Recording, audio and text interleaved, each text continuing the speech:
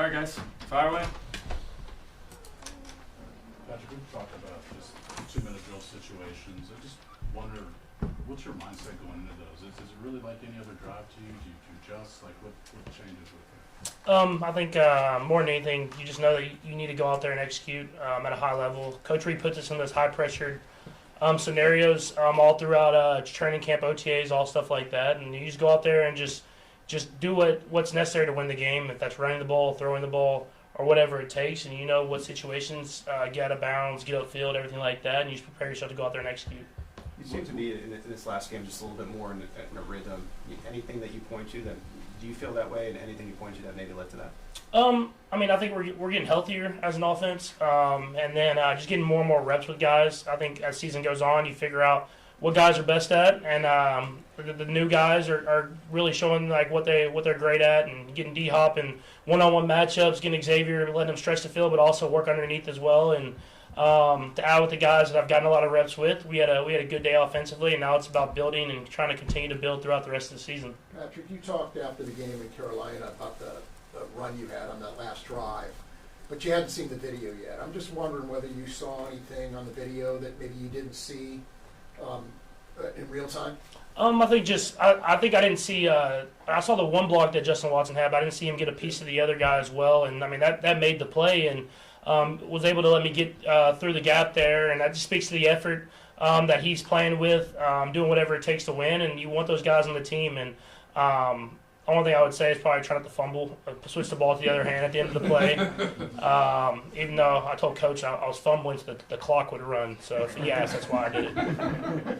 Patrick, what is it about those situations at the end of the game? Because I know people wonder, like, how come the offense just doesn't move down the field like that all the time? What is it about that situation and the urgency that creates those opportunities? I think it's just a little bit of just being ourselves, being prepared for the moment.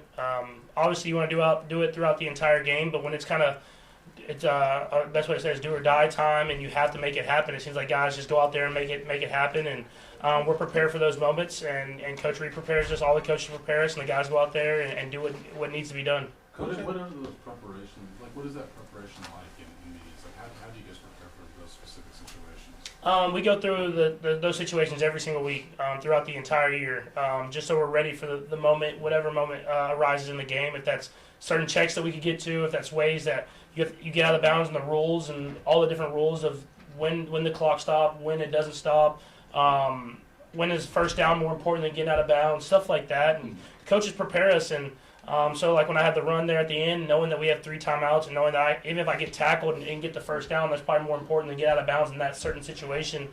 You just gotta be prepared for those moments and be able to go out there and execute whenever you get the opportunity to. Are people, do you think, you played in college, you ran a lot in college, got hit in college, do you sense the defenders are wary of hitting quarterbacks in those sideline situations? Yeah, I mean, of course, I mean, you get flags for hitting guys when they're out of bounds. But like I said in the San Francisco game, if I'm running upfield, I feel like you can tell that I'm running upfield versus running out of bounds, and I don't want to put those guys in bad situations. I want to play the game the way the game's supposed to be played, and I didn't feel like I was too close to out of bounds this time, but I'm just trying to find a way to win the game at the end of the game.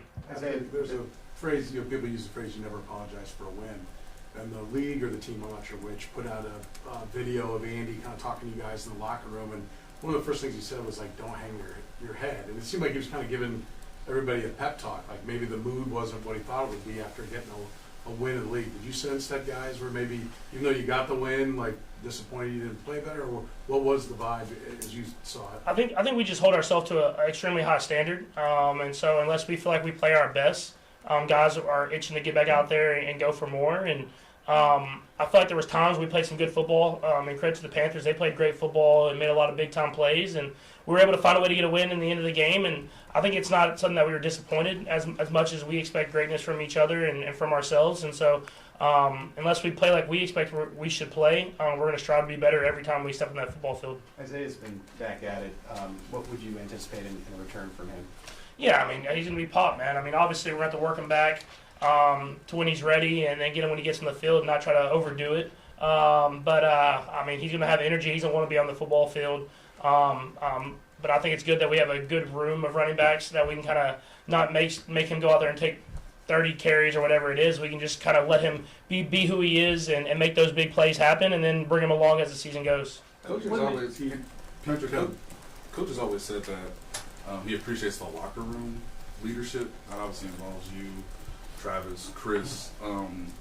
Given all the injuries and the amount of guys coming in and out of the lineup and essentially in the locker room, do you feel like this has been a more unique challenge for some of the veteran guys? And how do you feel like you guys have been able to try to get the most out of everybody coming in that's very new? Yeah, I think it's just having a standard every single day. I think you would think it would be a different challenge, but I think with the guys that the coaches have brought in, the guys understand that this is how we work, this is how we practice, this is how we get after it on a day-to-day basis.